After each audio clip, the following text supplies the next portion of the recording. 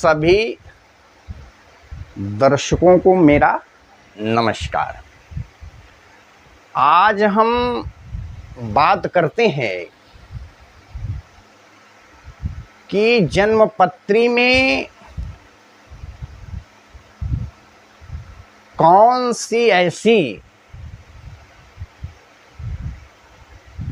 Condition होती है, शर्त होती है कि व्यक्ति जो है अत्यंत धनवान बनता है। तो अत्यंत धनवान व्यक्ति वही लोग होते हैं, किसी भी धनी व्यक्ति की जन्मपत्री को उठा करके देखिए कि धन भाव में जो अत्यंत धनी व्यक्ति हैं, धन भाव में कोई भी राशि हो, लेकिन धन भाव का जो मालिक है या तो वो धन भाव में बैठा होगा या बलवान होकर के, अंश बल में भी बलवान होना चाहिए। कहने का मतलब 12 अंश से लेकर के और 18 अंश के बीच में होना चाहिए। तो कहने का मतलब है कि आप धनेश धन भाव में बैठा हो या केंद्र में 1, 4, 7, 10 में बैठा होगा या 5वें और 9वें भाव में और 11वें भाव में बैठा होगा, 11वें भाव में बैठा होगा, लेकिन उच्च राशि का होगा, स्वमूल त्रिकोण राशि का होगा या मित्र राशि का होगा। कहने का मतलब बलवान स्थिति में होकर के बढ़ जाएगा और धन भाव में किसी शुभ ग्रह की दृष्टि पड़ रही होगी। धन भाव जो है पाप से रहित होगा, माने धन भाव पर किसी पापक ग्रह की दृष्टि नहीं होगी और या धन भाव पर कोई पापक ग्रह बैठा नहीं होगा। और धन भाव कारक गुरु की स्थिति जन्मपत्री में अच्छी होगी। कहने का मतलब केंद्र त्रिकोण में बैठा होगा, अंश बल में बलवान होगा, अंश बल में श्रेष्ठ होगा। कहने का मतलब 12 से 18 अंश के बीच में होगा और मूल त्रिकोण राशि का होगा या मित्र राशि का होगा या उच्च राशि का होगा और कहने का मतलब अच्छी स्थिति में होगा। तो ऐसा जातक निसंदेह अत्यंत धनी व्यक्ति होता है,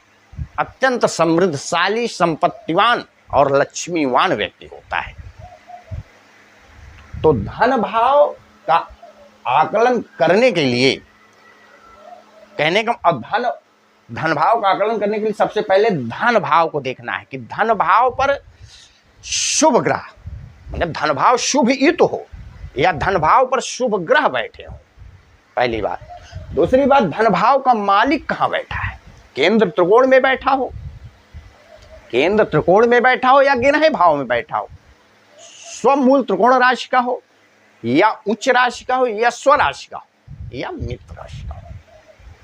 धन भाव कारक की स्थिति देखना कि धन भाव कारक जो है गुरु महाराज कहां बैठे हो, गुरु की स्थिति का भी आकलन करना है।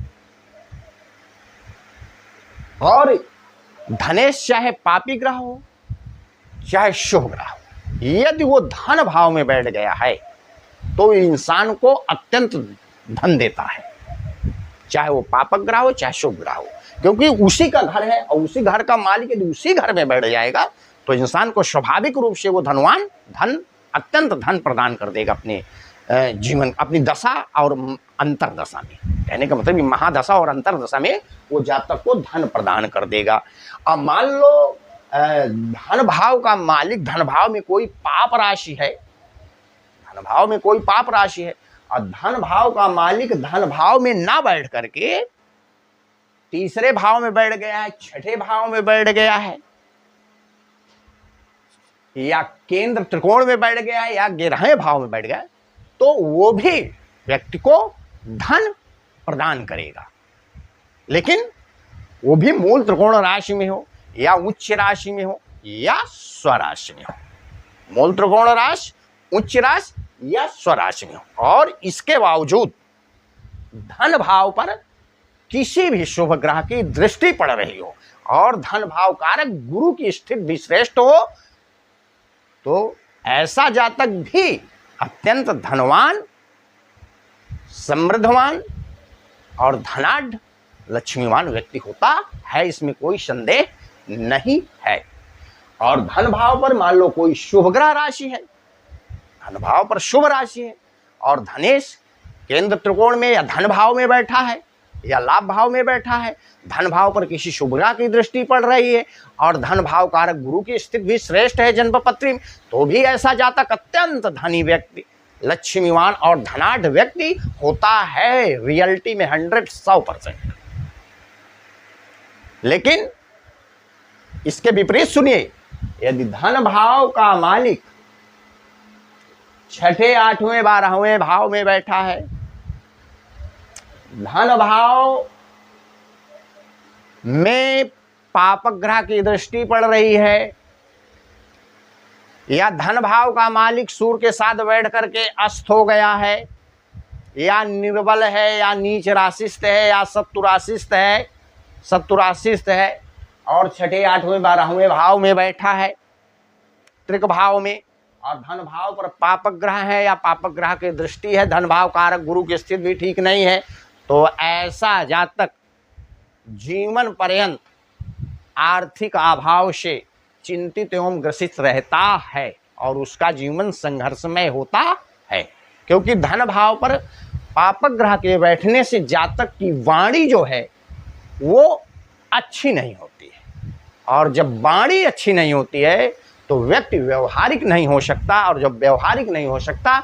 तो वो अपने जिंदगी में जो है कभी भी धन नहीं कमा सकता।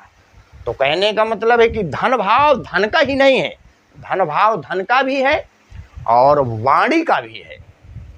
और कुटुंब का है। तो जब पापक ग्रह धन भाव में बैठ जाते हैं तो जातक को कुटुंब सुख जो है नहीं प्राप्त होता है, कुटुंब से ओर से कलह अशांति प्राप्त होती है और वाणी ठीक ठाक नहीं रहती है, तो वो मानसिक तनाव से जो है ग्रसित रहता है और जब व्यक्ति का मानसिक तनाव से ग्रसित होगा तो वो व्यक्ति कभी धन नहीं कमा पाएगा। धन वही व्यक्ति कमाता है जिसका मन जो है शांत होता है, सोच अच्छी होती है, वाणी अच्छी होती है। तो कहने का मतलब है कि धन कमाने के लिए, लक्ष्मीवान बनने के लिए, धनाढ़ बनने के लिए, समृद्धशाली बनने के लिए जन्मपत्री में सबसे पहले धन भाव और लाभ भाव को देखा जाए। यदि धन भाव का मालिक धन भाव में बैठा है, चाहे कोई भी राशि हो, यदि पाप राशि है और पाप राशि है धन भाव में और उस राशि का मालिक धन भाव में बैठा है तो वो भी जातक को अत्यंत धन प्रदान करेगा। और ये धन भाव में शुभ राशि है, ये धन भाव में पाप राशि है, उसका मालिक धन भाव में बैठ गया या केंद्र त्रिकोण में बैठ गया है या लाभ भाव में बैठ गया, लेकिन श्रेष्ठ स्थिति में हो। श्रेष्ठ स्थिति का मतलब अंश बल में अच्छा हो, अंशा में अच्छा हो, 12 से 18 अंश के बीच में हो, मूल त्रिकोण राशि का हो, स्वराशि का हो या उच्च राशि का हो या मित्र राशि का हो। तात्कालिक रूप से जन्मपत्री में उसकी स्थिति अच्छी हो, शुभ भाव का मालिक हो,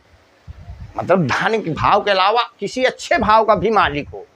और धन भाव पर शुभ ग्रह की दृष्टि पड़ती हो या धन भाव पर शुभ ग्रह बैठे हो और धन भाव कारक गुरु के श्रेष्ठ हो, तो ऐसा जातक अत्यंत धनी व्यक्ति हो। और मान लो धन भाव पर शुभ राशि है और शुभ राशि है, धन भाव का मालिक धन भाव में बैठा है या केंद्र त्रिकोण में बैठा है